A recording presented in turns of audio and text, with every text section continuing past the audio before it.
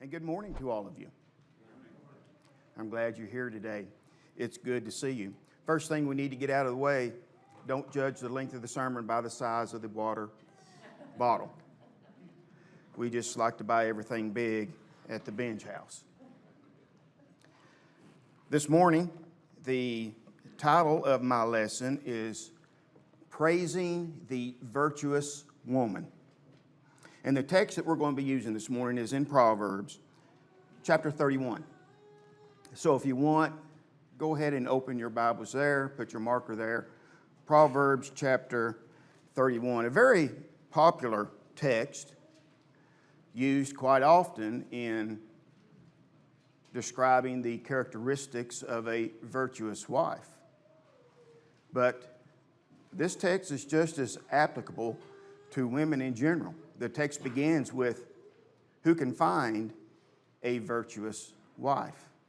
So therefore, this lady must be virtuous before the man takes her to be his wife. So this text is just as applicable to women in general. And that's going to be our application of it today. Most of you know me. Some of you know me very well. I was here when you were born. You know a lot about me. But there's people here that don't know very much about me. We have a lot of new members here. You may know my name, but you don't know anything about me. You don't know anything about my career, what I've done to earn a living and to provide for myself and my family. And we have visitors here today. You probably don't even know my name. Well, let me introduce myself. My name is Jeff Benge. And I install floor coverings for a living.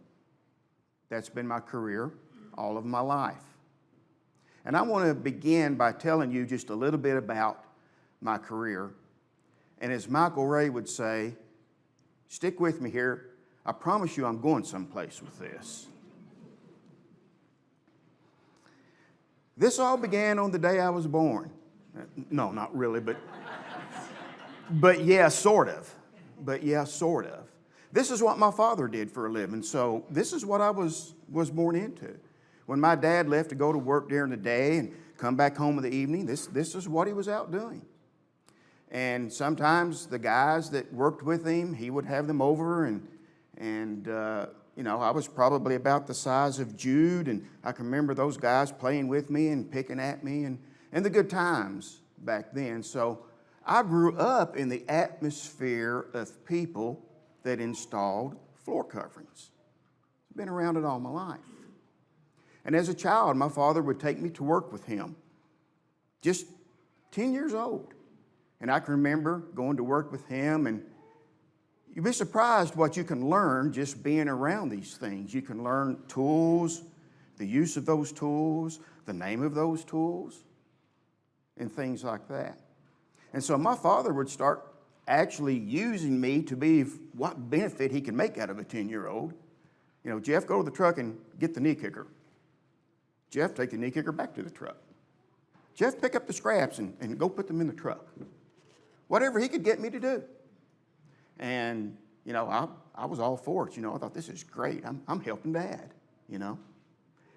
Well, by the time I was 13 years old, between my 8th grade year of school and beginning my freshman year of high school, I actually was going to work out there with the guys and was getting paid some money.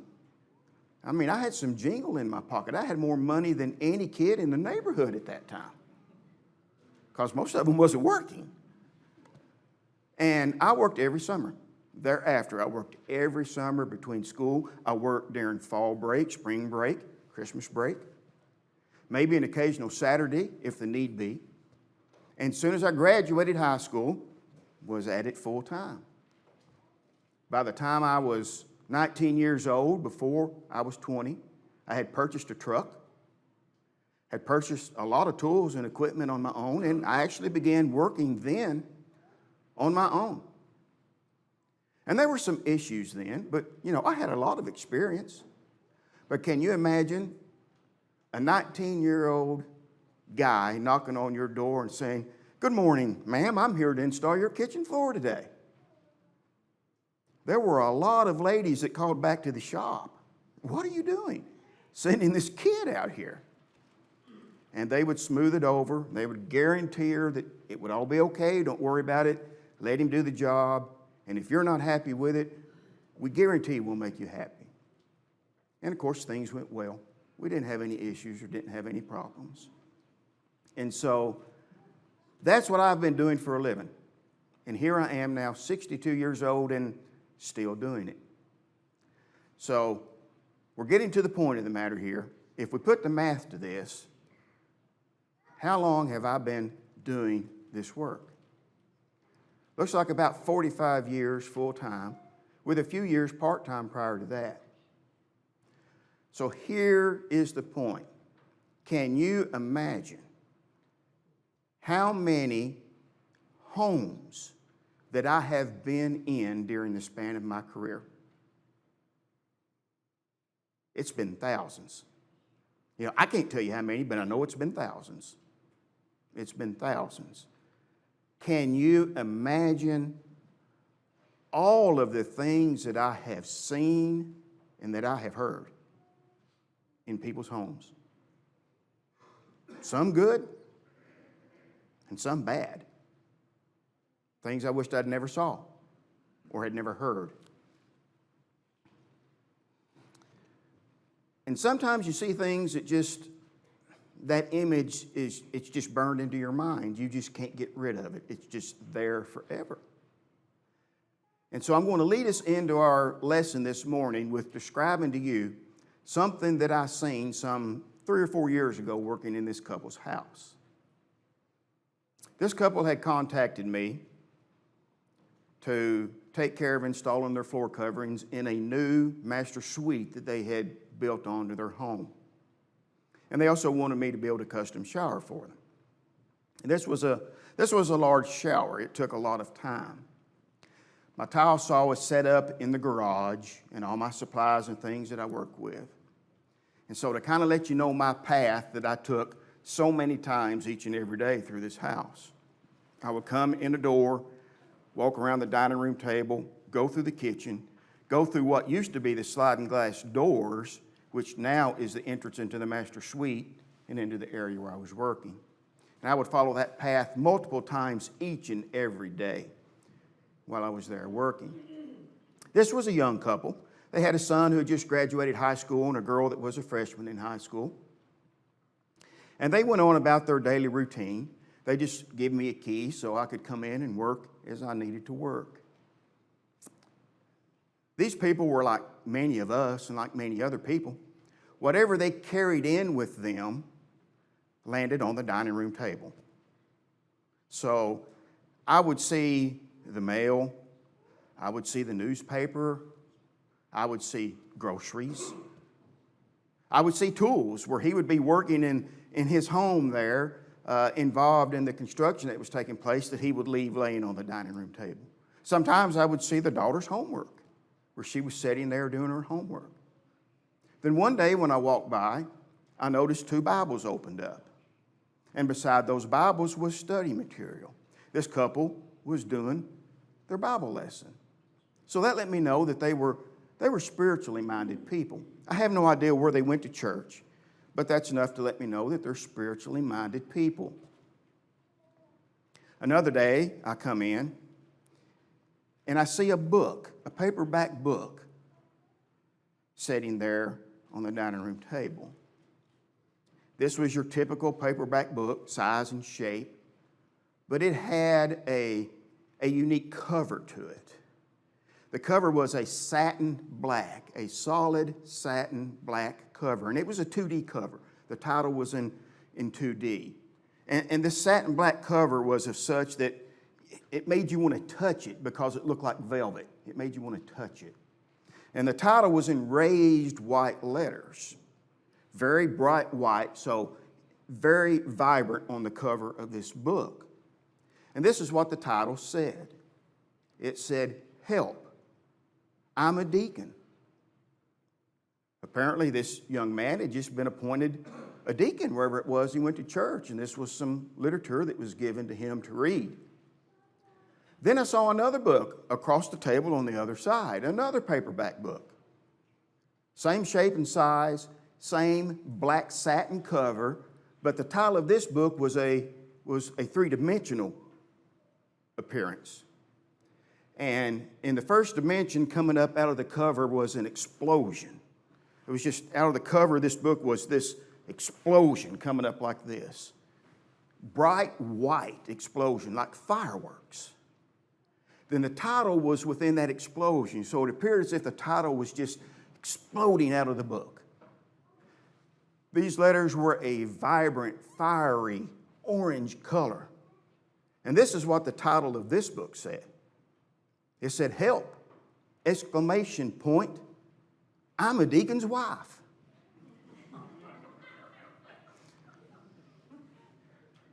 So, with that, if I have no one else's attention this morning, I think I have the attention of the deacon's wives.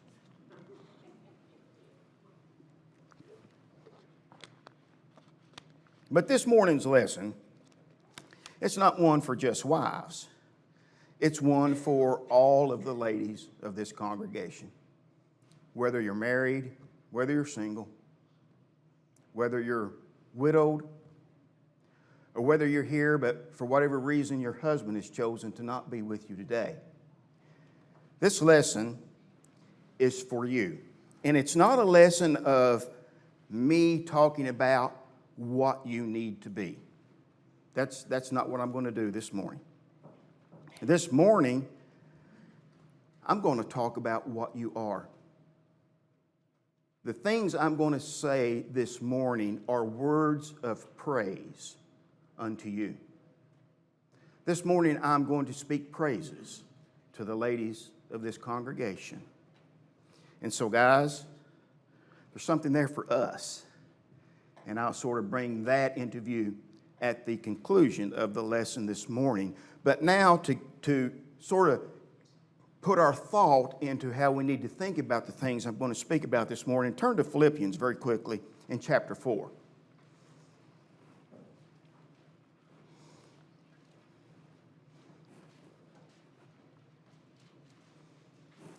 Let's read verse 8.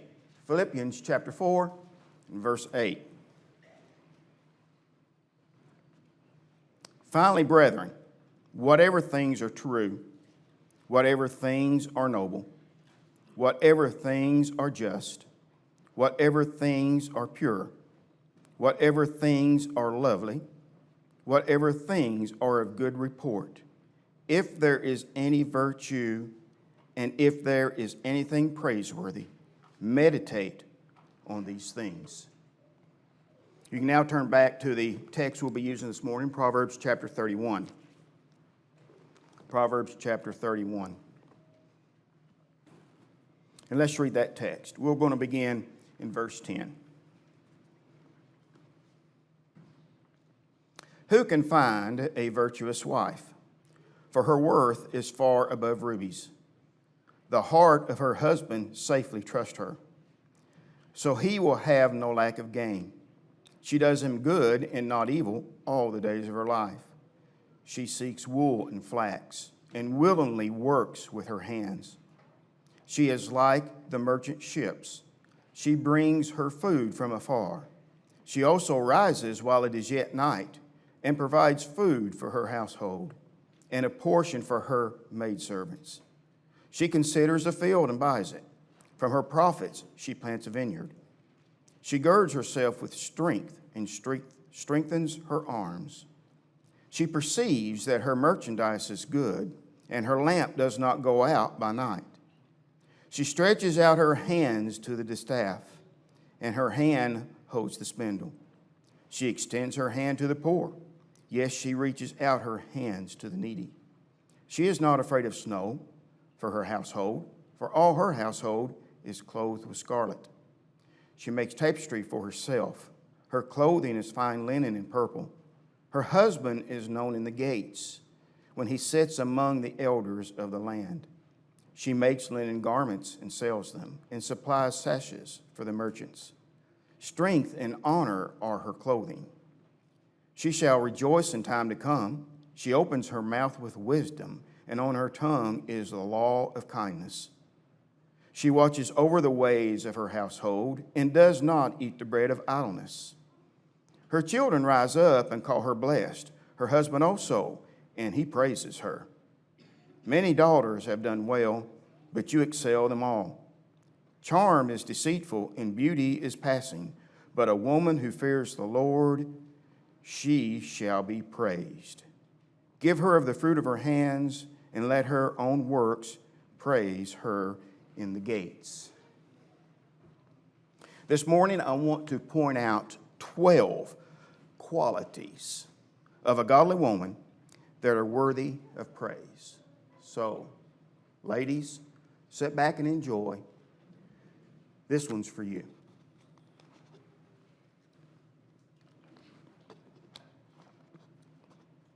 Number 1, from verse 11. Her husband's heart trusts her. When was the last time that you praised your wife, your mother, or even a sister in Christ just simply because of their trustworthiness? Godly women, they're dependable. You don't have to worry about things being done. We don't have to ask our wives to do things. They just do it. They just simply get it done. Our godly women are trustworthy and dependable. And we should praise them for that. Number 2, from verse 12. She does him good all the days of her life. So if a lady is doing a man good, what does that mean? She's building him up. She's making him better. Guys, it's our ladies that make us who we are. They're what makes us complete. It's quite possible, well, I know it is, for sure. This is a fact. Many times, we're not worthy of the good things they're speaking about us. We're not worthy of it. But for some reason, I know my wife does, women just have a unique way of just simply saying the right thing at the right time. That's just a characteristic that God has instilled in them. Sometimes, nothing even needs to be said. They can just simply smile. That's all it takes. Words don't have to be spoken. Ladies, you make us better. We thank you for that. Number 3, from verse 13. She works with her hands. And we see this concept in other places within this text. But the point is, she works. Verse 27 says she does not eat the bread of idleness. Now, whether it be in the home or whether it be outside of the home, she works. I can't begin to even mention all of the things that the ladies of this congregation do. I couldn't keep up with it. I just simply couldn't write it all down. All the things they do each and every day, all day long in the home, taking care of the children, and sometimes even juggling both the work in the home and working outside of the home. When you think about it, guys, in my mind, that's amazing. That's just amazing. Number 4, from verse 15. She rises while it is still night. She cares for her family. A mother loves her children. If a child is sick and cries in the night, if it has any need whatsoever, she'll be up and she'll be there for it. I can remember many times when Mandy was just a toddler, being awakened at 4 a.m. in the morning, hearing noises in the house, Well, what's going on? I get up. There's Renee sitting in the living room floor with Mandy, toys surrounding them, just occupying her, keeping her happy. Because at 9 months old yet, she still hadn't determined what's day and night.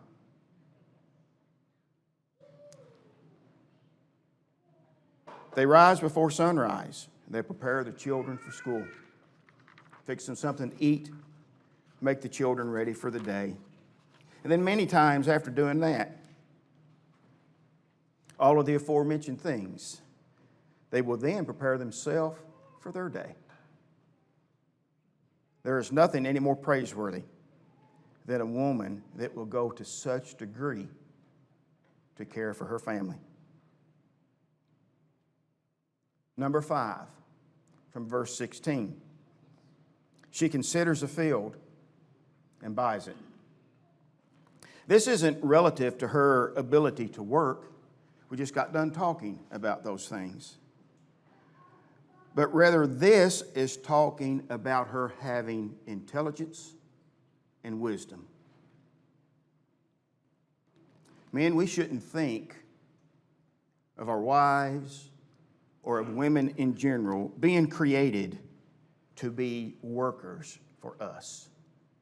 That's not why God created them. He created them to be a part of us and for us to function as one. Yes, it's true. The man is the head of the home. That's true. That's taught in the Scriptures.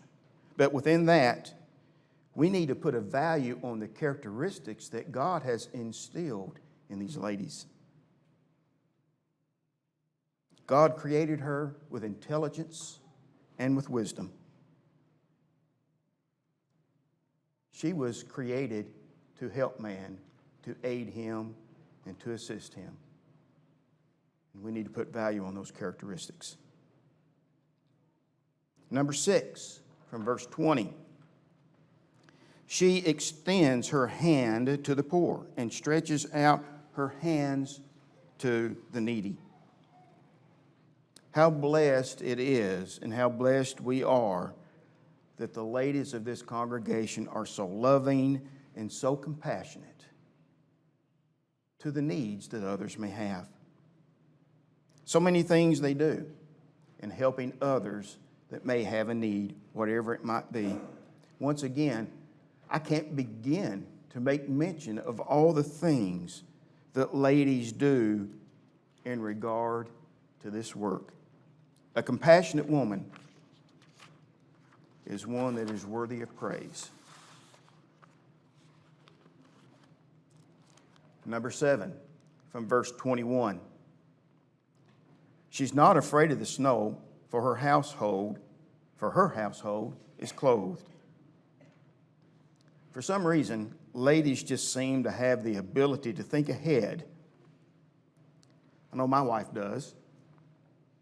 For instance, if she didn't remind me every Thursday morning to put out the trash, we'd have the trashiest house in the neighborhood.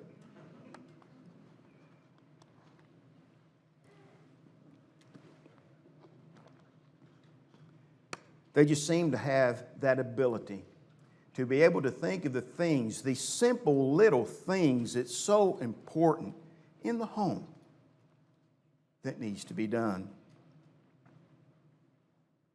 A virtuous woman plans ahead for her family. She makes preparation for herself, for her family. She's thinking about the future. Number 8, from verse 22. She makes tapestry for herself.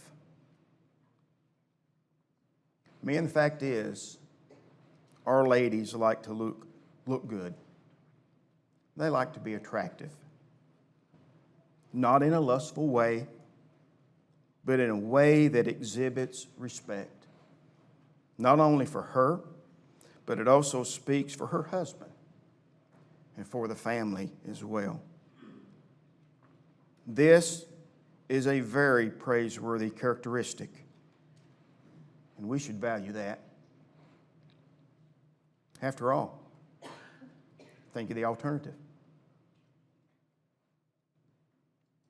Number 9, from verse 23. Her husband is known in the gates. Again, it's the ladies that makes us look good, guys. By making us look good, it gives us a good reputation in the community as well as here in the church. Again, think of the alternative. What if she made us look bad? Praise should go to the wife that cares about her husband's reputation. Number 10, from verse 25. She shall rejoice in the time to come. What a blessing it is for a lady to be optimistic. I know I tend to be awful pessimistic at times, and Renee works at being optimistic to override that. And that's a good thing. That's a good thing. What a blessing it is for a lady to be optimistic. She doesn't dwell upon problems of the past, but rather she looks toward the good in the days to come. An optimistic lady makes life so much better. After all, nobody likes a Debbie Downer. I hope there's no one here named Debbie. If you are, that's nothing personal. It's just a saying. Number 11, from verse 26. On her tongue is the law of kindness. How good is it for a woman to be of pleasant talk? Not a person who's whining, griping, complaining, but one who speaks of and speaks with kindness. A lady that's a teacher, an example for her children, for the home, for her friends that she's around, and for her sisters in Christ. She's not a gossiper, but she has pleasant things to say. What a wonderful characteristic this is. Number 12, from verse 30. A woman who fears the Lord shall be praised. Scripture teaches it. A godly woman should be praised. We should love her and praise her for her dedication to God. For all the godly characteristics that I've mentioned this morning, as well as the many more that she must possess, we should praise her for that.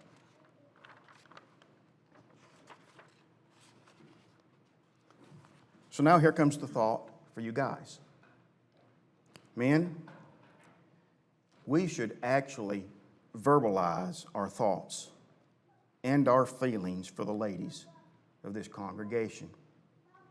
And I know that's something that many of us probably struggle with. I know I do. I struggle with just simply saying to my wife, thank you for being the godly woman that you are.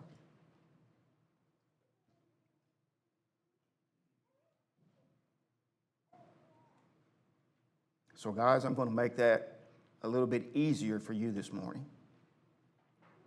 All you got to do is just reach over and take her by the hand right now. You don't have to say a word. She'll know what that means.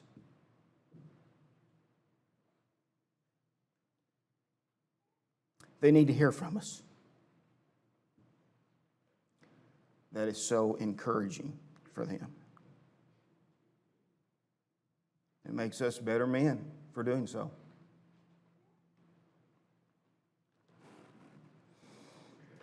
So if I may at this time speak to the ladies of this congregation, thank you for being the godly women that you are. This church loves you for it. The thought is now yours for the day. I know that the things that I've spoken of this morning are not things that would be encouraging for one to obey the gospel.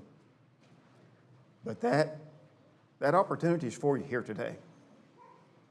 It's It's very simple. All you have to do, just come forward. Take a seat here on the front pew, and your needs will be seen to. You might be someone who is a Christian, and maybe you have a problem in your life. Maybe you've sinned. There's something on your mind. It's weighing heavy on your shoulders. You too just simply have to come forward, take a seat here, express your needs, and we'll see to them right away. Or you may just be someone who's just, you're overwhelmed with problems in your life, and you would just like to have the prayers of your brothers and sisters. You can take advantage of that. Just come forward and express your needs, and we'll all pray for you right here and right now. Won't you take advantage of those opportunities now as we sing?